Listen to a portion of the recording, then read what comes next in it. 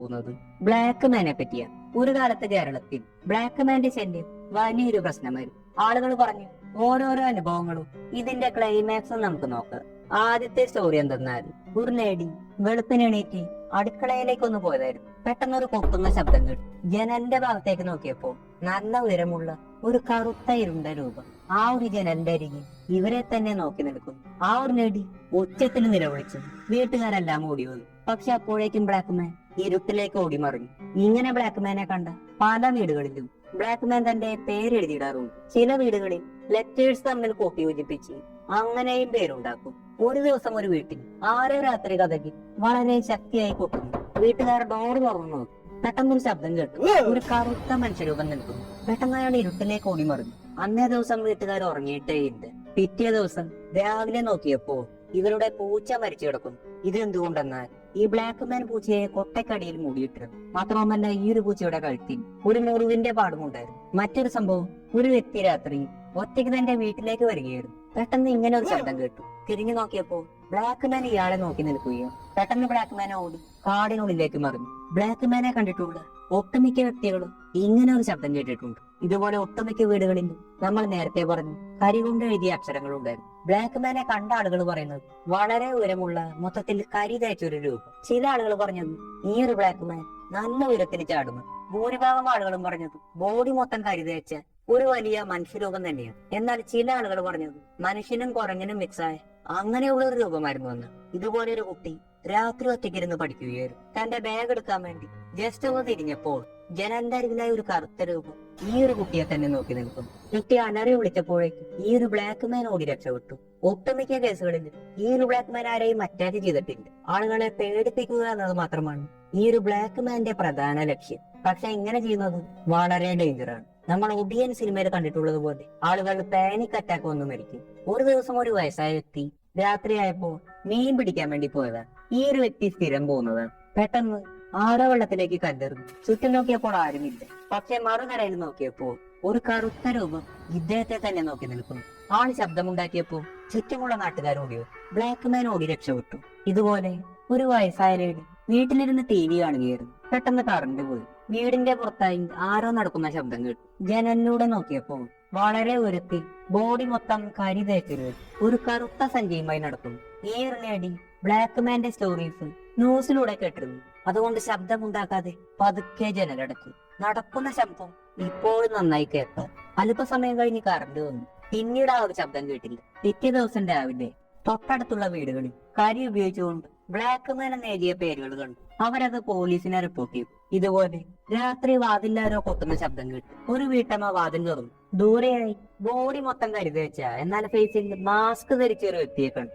ഈ ഒരു വ്യക്തിക്ക് തൊപ്പിയും ഉണ്ടായിരുന്നു. കയ്യിൽ ചെക്കിരയുമായി നിൽക്കുന്നു.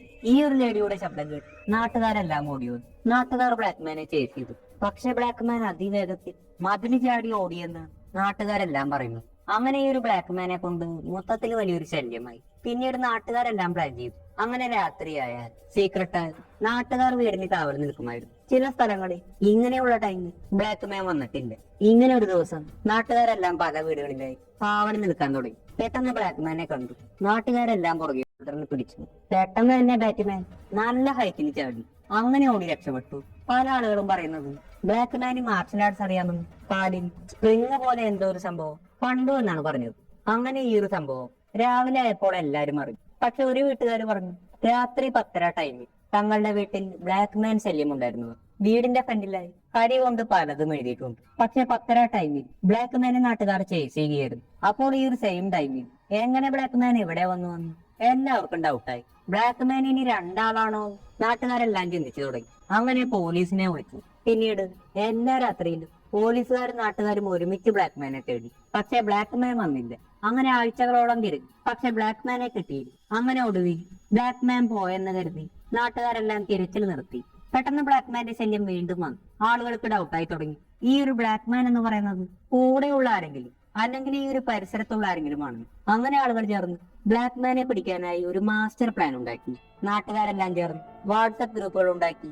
ചരട് വല എന്നറിയപ്പെടുന്ന കറുത്ത നിറത്തിലുള്ള വലകൾ വാങ്ങി വളരെ ട്രെയിനഡ് ആയിട്ടുള്ള പട്ടികളെയും കൊണ്ടുവന്നു. അങ്ങനെ ഡെയിലി കാത്തിരുന്നു. പക്ഷെ ആരും വന്നില്ല.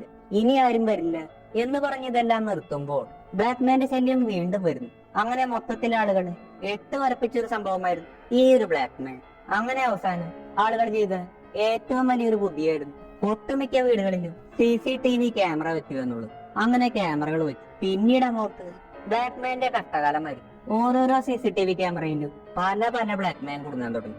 ഈ ബ്ലാക്ക് മാൻ ആയി വന്നവരെല്ലാം തന്നെ ഭൂരിഭാഗവും അവിടെയുള്ള സമീപവാസികൾ തന്നെയായിരുന്നു. എല്ലാത്തിനെയും പോലീസ് കൊണ്ടുപോയി. പക്ഷെ ചില ബ്ലാക്ക് മാനുകൾ അത് ഒറിജിനൽ ആയിരുന്നില്ല. ഈ ബ്ലാക്ക് മാന്റെ പേര് പറഞ്ഞു രാത്രി മോഷ്ടിക്കാൻ വരുന്ന ആളുകളായിരുന്നു. നമ്മൾ നിലവിൽ നോക്കിയാൽ ഇപ്പോൾ എവിടെയും വലിയൊരു ബ്ലാക്ക് മാന്റെ ശല്യം ഇല്ല. ഇനി നമുക്ക് സബ്സ്ക്രൈബേഴ്സിന്റെ ചില കമന്റുകൾ നോക്കാം. ആദ്യം നമുക്ക് ഈ ഒരു കമന്റ് നോക്കാം. ഇത് എന്റെ ഫ്രണ്ടിന്റെ അനുഭവമാണ്. ഫ്രണ്ടിന്റെ വല്യമ്മയുടെ വീട്ടിലുണ്ടായ ഒരു അനുഭവം. ഒരു ദിവസം വല്യമ്മ പറഞ്ഞു ഒരു പുതിയ വീട് ഉണ്ടാക്കണമെന്ന്. പക്ഷെ നിലവിൽ താമസിക്കുന്ന വീട് വലിയൊരു പഴക്കമില്ലാത്ത ഒരു പുതിയ വീട് തന്നെയായിരുന്നു. വീടിന്റെ അടുത്തായി ഒരു വലിയ മരമുണ്ട്. അത് വെട്ടിക്കളഞ്ഞു അവിടെ വീട് വെക്കാനായിരുന്നു ഈ ഒരു വല്യമ്മയുടെ പ്ലാൻ. ഒരു ദിവസം മുമ്പ് ഇവരുടെ വല്യപ്പ ഈ ഒരു വീട്ടിൽ മരിച്ചു പോയിരുന്നു. ഈ ഒരു വല്യപ്പ മരിക്കുമ്പോൾ അടുത്ത ബന്ധുക്കൾ മാത്രം കാണാൻ വന്നിരുന്നു. അവരെല്ലാം മടങ്ങിപ്പോയി. വലിയൊരു കൂട്ടം ഉണ്ടായിരുന്നില്ല. അങ്ങനെ ഇരിക്കുന്ന വീടാണ്. ഇവരുടെ ഒരു ബന്ധു പറഞ്ഞു ഒരു 2 ദിവസം തന്റെ വീട്ടിൽ വന്ന് താമസിക്കാൻ. വല്യമ്മ വന്നില്ല. പക്ഷെ നിർബന്ധിച്ചപ്പോൾ വല്യമ്മ വരാൻ സമ്മതിച്ചു. അങ്ങനെ വല്യമ്മയും ഫാമിലി മെമ്പേഴ്സും 2 ദിവസം ബന്ധുവിന്റെ വീട്ടിലായിരുന്നു. പിറ്റേ ദിവസം രാവിലെ തിരിച്ചു വീട്ടിലേക്ക് വന്ന് നോക്കിയപ്പോ ഇവർ വെട്ടാൻ വെച്ചിരുന്ന മരം വീടിന്റെ മേലെ വീണ് കിടക്കുന്നു. അടുത്തത് ഈ ഒരു കമന്റാണ്. വാടകയ്ക്ക് വീട് നോക്കാൻ പോയി 2 വർഷം മുമ്പ് നടന്നൊരു സംഭവമാണ്. ഒരു ബ്രോക്കറായിരുന്നു ഞങ്ങളെ വീട് കൊണ്ടുപോയി കാണിച്ചത്. ഇരുവശത്തായി 2 വീടുകളും, പക്ഷെ 2ലും ആടിയുണ്ട്. ഞങ്ങൾക്ക് അങ്ങനെ പല ഡൗട്ടുകൾ വന്നു. ബ്രോക്കർ അങ്ങനെ വാതിൽ തുറന്നു. 2 നില വീടാണ്. വീടെല്ലാം കൊള്ളാം. ഞാനും ബ്രദറും ബ്രോക്കറും മാത്രം ആ ഒരു ടൈമിൽ അവിടെ ഉണ്ടായിരുന്നുള്ളൂ. ഞാൻ അങ്ങനെ പല ഫോട്ടോസ് എടുത്തു. വീട്ടുകാരെ കാണിച്ചിട്ട് വിളിക്കാം എന്ന് ബ്രോക്കറോട് പറഞ്ഞു. വീട്ടിൽ പോയി ഫോട്ടോസ് നോക്കിയപ്പോ ഞങ്ങൾ ശരിക്കും ഞെട്ടിപ്പോയി. 2 ഫോട്ടോസിൽ ഒരേ രീതിയിലുള്ള ഒരു കറുത്ത സ്ത്രീരൂപം ഇരിക്കുന്നതായുള്ള ഫോട്ടോ. ഈ ഒരു വീടിനെ പറ്റി അന്വേഷിച്ചപ്പോ 20 വയസ്സുള്ള പെൺകുട്ടി അവിടെ തൂങ്ങി മരിച്ചിട്ടുണ്ടെന്ന് അറിയാൻ കഴിയും. ഞങ്ങൾ ബ്രോക്കറെ വിളിച്ച് ചീത്ത പറഞ്ഞു. ബ്രദർ ആ ഒരു ഫോണ് മുടച്ചു കളഞ്ഞു. കാരണം നെഗറ്റീവ് എനർജിയാണ്. അടുത്തത് ഈ ഒരു കമന്റ്. ഇതെന്റെ പണ്ടത്തെ ഒരു അനുഭവമാണ്. ഞാൻ അന്ന് 6ൽ പഠിക്കുന്നു. ഞാൻ അന്ന് വെക്കേഷനിൽ എന്റെ കസിൻസിന്റെ അടുത്ത് പോയി. എനിക്ക് 4 കസിൻസ് ഉണ്ട്. അങ്ങനെ മൊത്തം 5 പേർ. എന്റെ കസിൻസിന്റെ വീട് ഒരു ഡാമിന്റെ അടുത്താണ്. ഞങ്ങൾ അങ്ങനെ വൈകിട്ട് കസിൻസിന്റെ ഫ്രണ്ടിന്റെ വീട്ടിലേക്ക് പോവുകയാണ്. പോകുന്ന വഴിക്ക് ഈ ഒരു ഡാം കാണും. അങ്ങനെ ഞങ്ങളെ ഫ്രണ്ടിന്റെ വീട്ടിലെത്തി ഗെയിം എല്ലാം കളിച്ചിരുന്നു. പിന്നീട് കസിന്റെ അമ്മയുടെ കോള് വന്നു. അമ്മമ്മയ്ക്ക് വയ്യ, കസിനെ കാണണമെന്ന് പറയുന്നു.